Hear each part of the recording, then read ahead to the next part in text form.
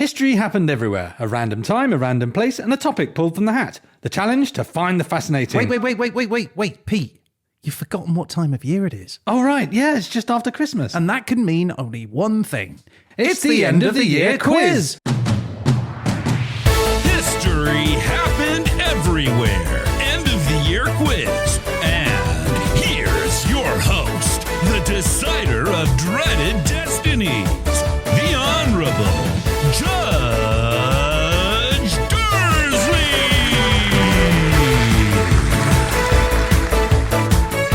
Hello, it's the end of the year again, and so it's time to do the end of the year quiz. This year, Pete and Ryan have been on an almost remarkable journey, visiting 25 different destinations around the world. But now it's time to see how much they've remembered. So, the moment of truth has arrived. It is time to put our co-hosts to the test. There will be a number of thrilling rounds, answering questions meticulously crafted by a friend of the show, Jim Coulson. And in the end, we'll have a new History Happened Everywhere champion. So now, let's introduce our lovely contestants. Hello, my name is Pete Goddard, and I'm a successful businessman who enjoys technology and fighting crime in the dead of night. Hello, my name is Ryan Weir. I live in Bhutan. I'm a part-time shepherd, and I like to read Japanese manga. Round one, guess the introduction. Okay. And this is a buzz-in round, so do we know what your buzzers sound like? Yeah, mine sounds like... Mine sounds like... Okay, as we know, you begin your show with a rather tenuous and usually tedious connection to the place and subject matter. So what I'm going to do, gents, is read out a number of things you've said, and all you need to do is buzz in if you know the answer. You need to get all three parts for a point. That place, time, and topic. Place, time, and topic. If you don't get all three, I'll consider giving a partial mark. Oh, my. Right. I never know the times. This is a worry. It is. Okay, here we are. Question number one. In today's episode, we're going to unfurl some historic yarns that might not be what you... I think Ryan just pipped you there. Ah. Yeah, it's knitting in Scandinavia during Right?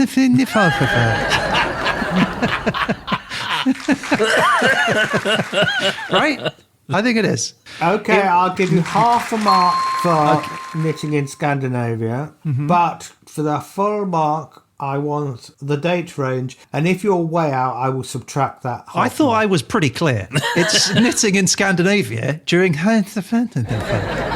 Okay, if you do not specify, I will be taking that half mark away. Oh, 17th century. 1500 to 1600. Oh dear, you're a century out. I will give you 3/4 of a point. Ooh. I like 3/4 of a point. 0.45? 75. 0.75. Okay, I'll stick to rational numbers. Because you're going to get irrational answers. Number two, in this week's episode, we're taking a very careful step into a watery world of wonder.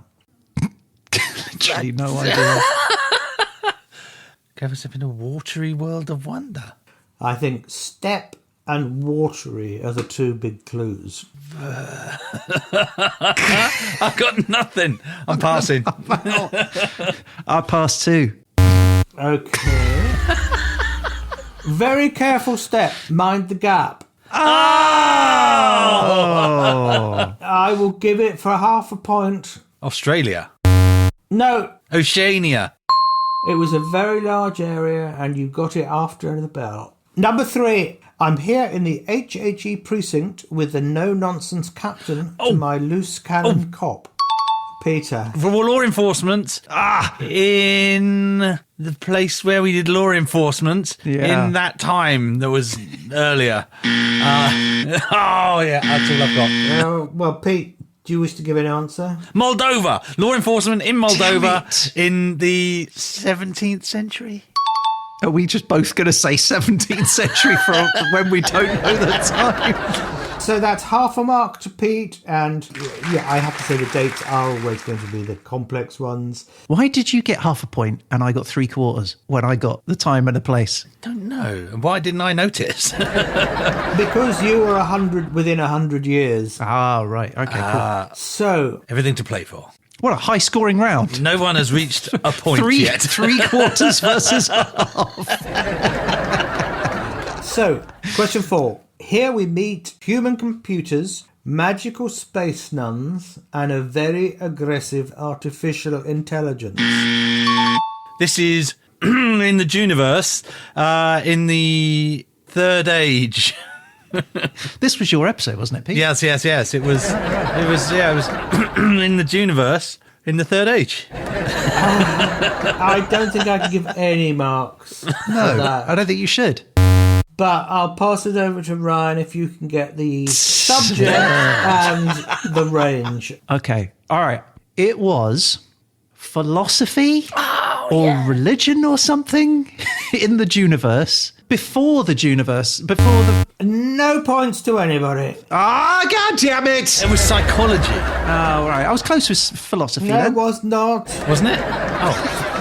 Oh well. It Then was a hippie thing. spirituality. Mindfulness. My God, I love our podcast. You don't remember anything about it. I know it's like it's fresh to us every time. Will we ever get to 1 point? Stay tuned. We may in this round if you get the last question correct. Either Okay. of you. You're almost neck and neck. Basically at the starting line, neck and neck. So, cop a load of this because things are about to get botanical. Ryan, I want to say Costa Rica. Is it Costa Rica? I'm not going to say. Pete, I would like to say botany in Costa Rica in 17th century. God's sake. well, I can give you a full point, Pete. Yeah! It was botany in Costa Rica, 1603 to 1868, which includes the 17th century. So Pete now has double Ryan's score on 1.5 points, and Ryan on 3/4 of a point. Giddy heights. Ooh.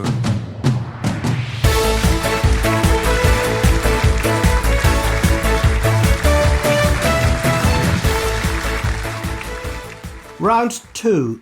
This is a quick fire round. 1 point for each correct answer. Okay. Just the location. Okay. Number 1. Where did you discuss the manchineel tree? Costa Rica. Correct. 1 point to Ryan. Woo! I'm off the starting blocks. The Bredov Desert. Yes? Belgium. No. Poland. Poland. What were you going to say, Pete? Poland, actually. Yes. I'm afraid your first answer was wrong, Ryan, so Pete gets the point. The legendary crocodile, Gustav. Oh. Pete's first. Algeria. No, Ryan. It's clearly Guadeloupe. No. Dang it. Dang it. I'll give you one more go each for half a point. Oh, I know. Ryan. It was in Africa. Senegal? No. Pete, you have one last go. Libya. No, it was Burundi. Burundi. Oh, smacks in Burundi. Number 4, a hotspot for LGBTQWXYZ tourism and celebrity getaway. Yes? Greece. Not specific enough, I'm afraid. You can have one more guess. Santorini. No. Gah! If Pete doesn't get it, I'll give you half a point. Oh, I mean, it was a Greek island. Mykonos.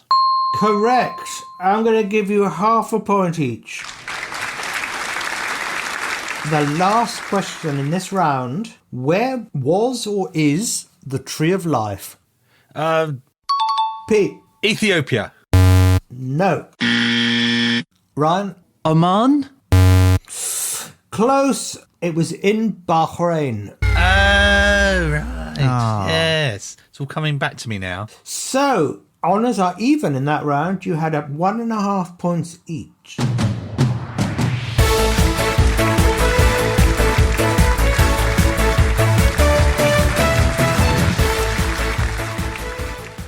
Round 3. Whose flag? So, the vexillological part of the show. Easy for you to say. We'll play the clips, then you buzz in. Okay. Okay. And so here is the first clip. Now the flag, Ryan, is white on the pole side for about a third of the flag's length, and then the flappy side, as I like to call it, is in red. But instead of a straight line down separating them, it's kind of a zigzag, which is looks like someone's cut it with pinking shears or something. Ryan. I think it's Poland. Oh, no. I believe it's Bahrain. Yes. Dang it. Well done. It's the zigzaggy line that makes it easy. Oh, yeah, I was too focused on the colours. Poland, Monaco and Indonesia, they're an interesting combination. 2 of them have the same flag, and I can't remember which is which. So, the second clip. Here we go. Flag-wise, we've got a flag that's red, white and blue in horizontal bands from top to bottom. Ah, right. Yes. Peter. Netherlands. Oh, well done. Another point. Oh! A horizontal tricolor. Okay, number 3. Right, now buckle in for this one. The flag consists of a white diagonal cross dividing red and green panels with a white circle at the centre containing 3 red stars outlined in green. It sounds like a puzzle, the way you've described it. It is indeed. No idea. Not a clue. Peter? Syria? No. Did we do an episode on Syria? Yes? Lebanon? No. Lebanon has a cedar tree on its flag. I think we're down to half a point now, if you get this. Oh, come on! Libya? No! Ah! This one was Burundi. Oh, Burundi's catching us out this time. It is, yeah, for sure. And the last one in this round. This is a horizontal tricolor of yellow, blue and red, which are the classic colours you see of flags all around this area. And in the middle of the flag is an arc of 8 stars. Ryan? Colombia. No. Oh, I know this one. Pete? They added an extra star. For the place. Everyone's settling. Sorry, I was getting bored there. Pete, I'm going to have to push you for an answer. 3, so painful. 2, No, it's 1. not. Panama. No. No. The answer is Venezuela. Venezuela. They all have very, very similar flags, which derive from Gran Colombia. So, in that round, Ryan had 1 and Pete had 2. So the current winner is neither of us got it. Yes. Yay! Hurrah!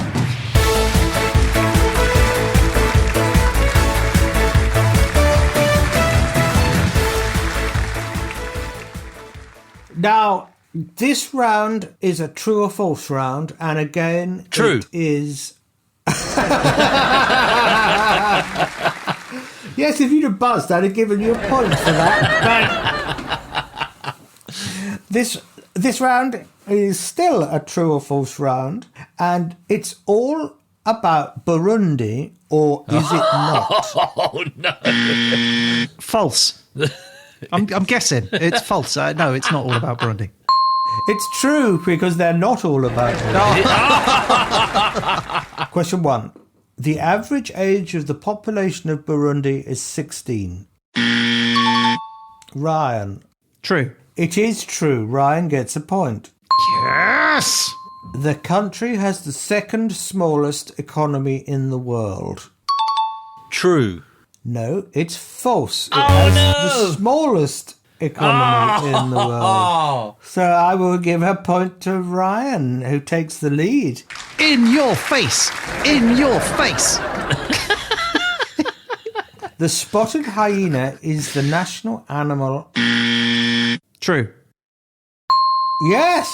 Racking up those points, PD. Racking them up. Burundi was the setting for the Butlerian Jihad. False. Correct. Yes. I will offer a bonus point if you can tell me which episode the Butlerian Jihad appeared in. The Juniverse. Well done, another point. Okay, and the final question, we're going to give 6 points away in this round. So the final question this round is, in 2004, the Burundi government banned jogging. Oh. Ryan? True. It is true. Oh, yes! So in this round, Ryan scored 4 points and Pete scored 1 point plus a bonus. Oh! End of round.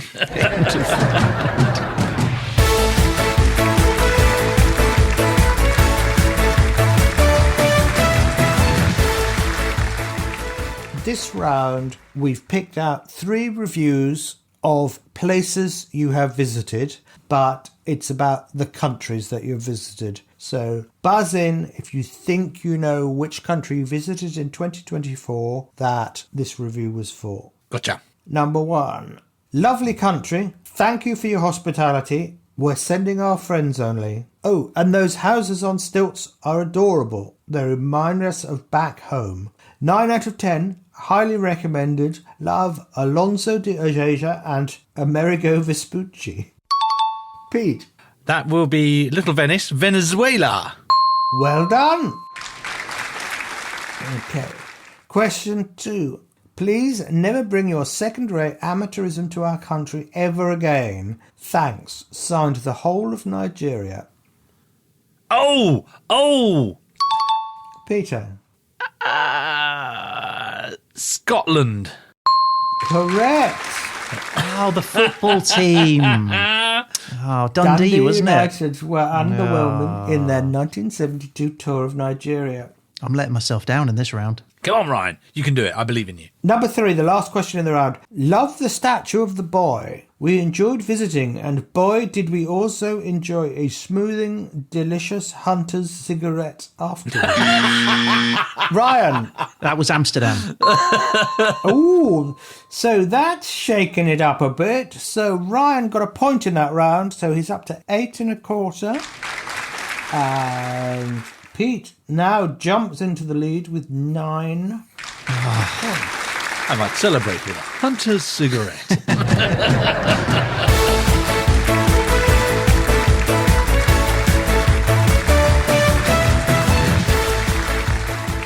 Round 6.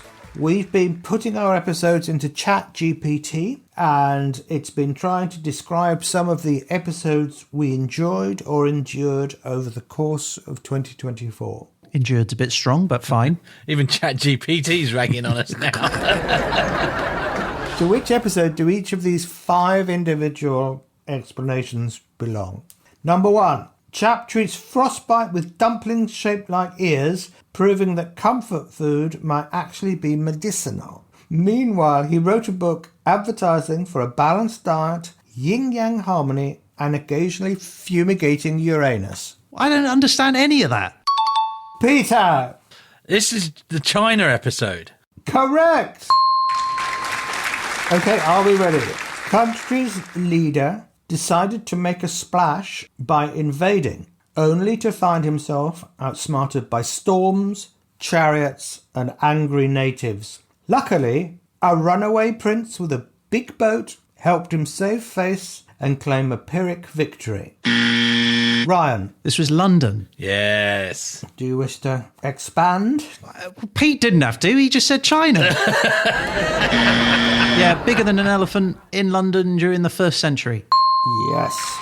Yeah. Question number 3. Explorers befriend a local. Use him as sat-nav, make some promises, then forget him and go home. Ryan? It was the Oceania episode. Correct. Amid a cultural shift, one publication reinvented itself, blending bold choices with a touch of scandal. The results sparked debate, defined an era, and left a lasting impression. Not on me, it didn't. Ryan? The episode was about the sun. Oh! Is that half or a one? It's a one. I got it right. I'll give you one, as they say. So, miners had fancy ones with mysterious ridges. Turns out they weren't just warm, they were fashion statements, work gear, and low-key dating profiles all rolled into one. Pete? It wasn't what I thought it was. Well, you're going to have to answer. I am. And so I'm going to say Costa Rica. No! I'll pass that over to Ryan. Now, I do remember this.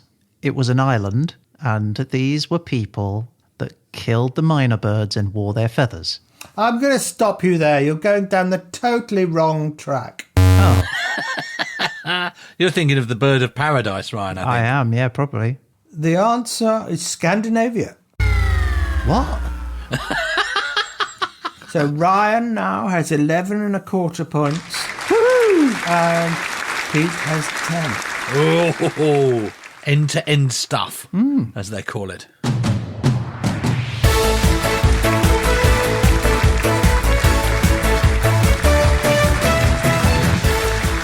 So this is the penultimate round, and it's who, what, when, where, how, and why. It's called that because each question will start with one of those words. All right. I'm ready. So question 1. Who called himself the King of Kings of Africa? Oh, Pete came first. it was Colonel Gaddafi. Correct.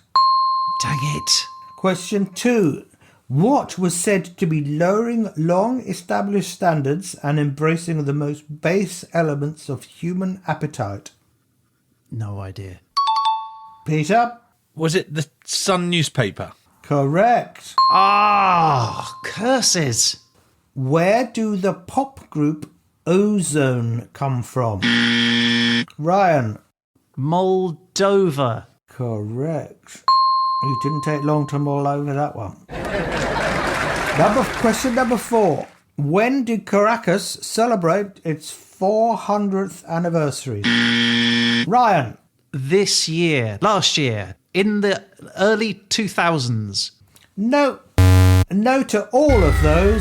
Pete, I'll pass it over. Is it 1967? Yes! What? How would you know that? Because that was the time period for that episode. It's your story, man. So, how did an elephant kill several people in London's West End in the 19th century? Ryan? Getting drunk and trampling them. It got drunk and trampled them. Well done. I was going to say it was Jack the Ripper, the little-known elephant murderer of Old Whitechapel. Stab you in the night. So, the score stands at Ryan has 13 and a quarter points and Pete has 14 points. I think all of the years we've done this, it's been very close coming into the last round. Who will win? Find out after this. We'll do a little advert in there, Pete. Yeah. Hunter's cigarettes. Yeah, for Hunter's cigarettes.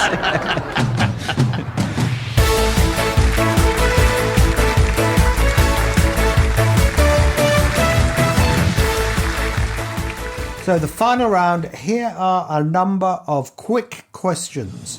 What did we find out this year smells like hot steel? Ooh, quick round, eh? Right. Quick. I'm going to quickly answer this one. Yeah, me too. Oh, Super quick. I'm racing towards the answer right now. The heavy metal in the sun's atmosphere. Oh, yeah, of course it was. The sun, yeah. Number 2, in 1976, a Libyan spy working in Tunisia reported seeing a large armoured vehicle in the desert. But why did Libya not need to worry about it? Ryan, It was a prop for the Star Wars film. I'll give you half a point. I'll give you the other half if you Star Wars Chapter 4, A New Hope. if you tell me what the prop was of. The sand crawler. Yeah, 1 point. Number 3, an unusual law in Longyearbyen in Svalbard forbids inhabitants from what? Dying. Ooh, well done, Ryan. Another point.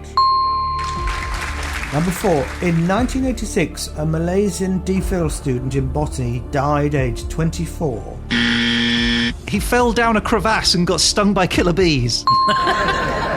Okay, number 5, in 2016, who tweeted Cuba, exclamation mark, well done Poland, more hard work to come, to Boju Polska, to the Polish football team? Oh, bum. I think Pete was first. What? I wasn't. I definitely wasn't. Okay, Ryan, Was it Russell Crowe? What is going on here? This is rigged. I'll give you half a point each, Why? Why does he get half a point? because I wanted to win. Which country's national animal is the aurochs? Moldova. Correct, 1 point. Which region we visited this year has the same name as a totalitarian superstate? Pete. Is it Oceania? Correct. Oh, good one, Pete. How many time zones does China have? Ryan? 4. No. Pete? 1. Correct. No! It's slipping through your fingers. In 1814, during a frost fair held on the River Thames in London, what was led across the ice near Blackfriars An Bridge? elephant. Correct. I'll give you that one. Oh, Pete, this is mine. It's in the bag. No chance I'm going to get this. The last question of the quiz. Which nation has the tallest inhabitants on average? The Netherlands. Correct. Ah! Of course it was, yeah. Tall, beautiful Dutch people.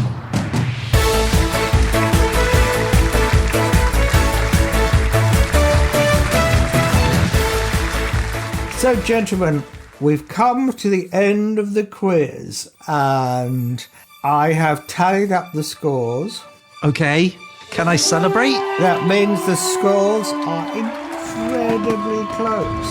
Oh! Ryan, are you sitting down? I am, yes.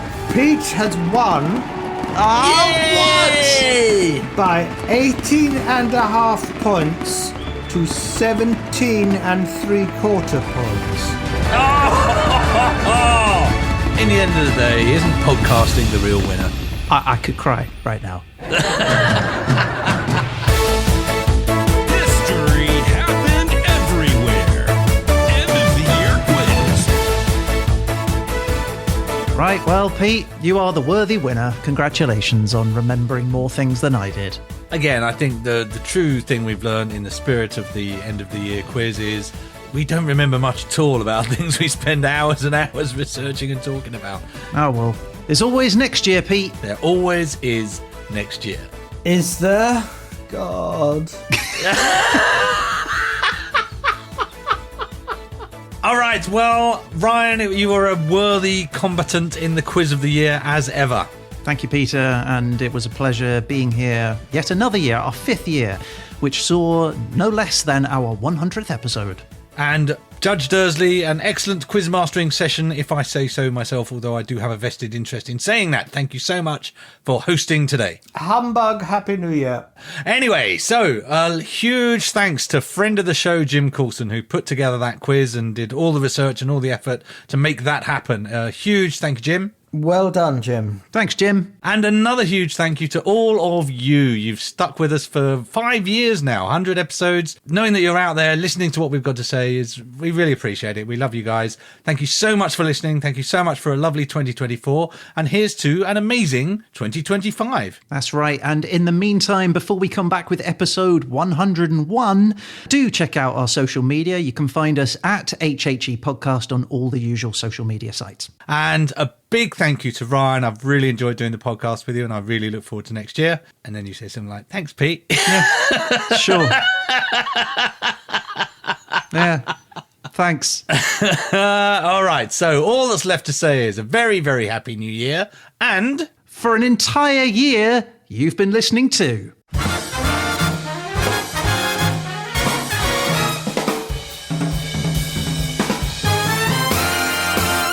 History Happened Everywhere.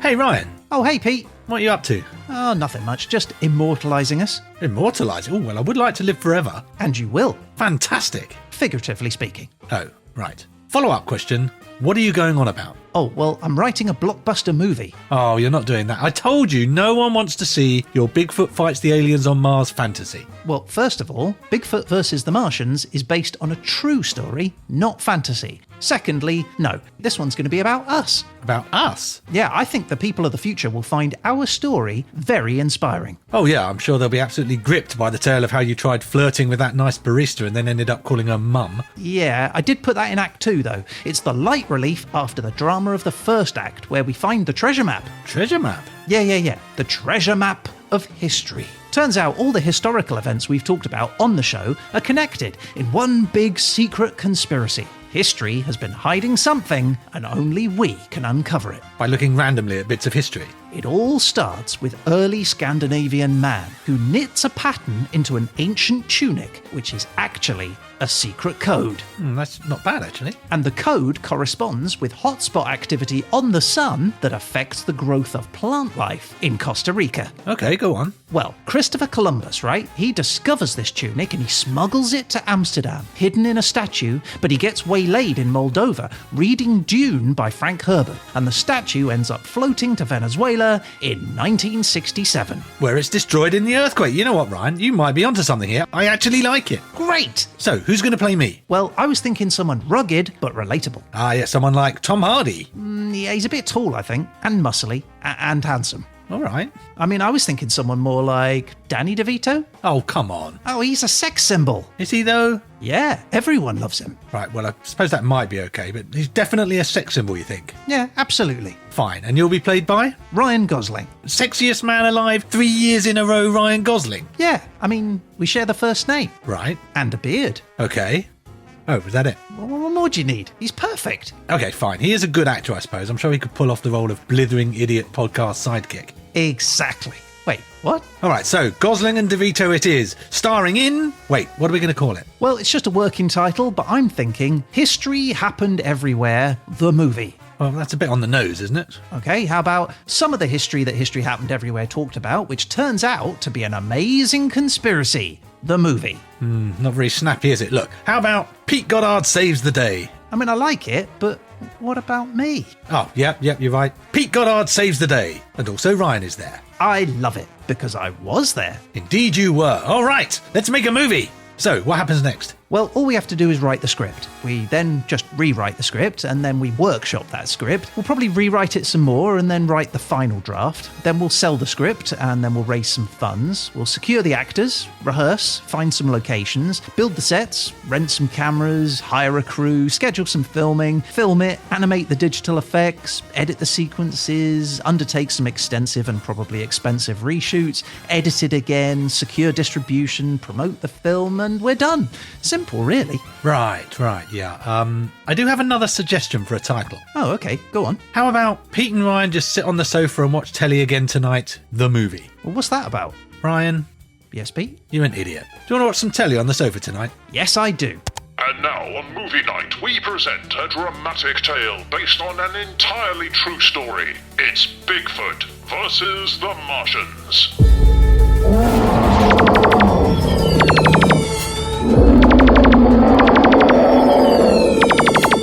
Damn it! They beat me to it!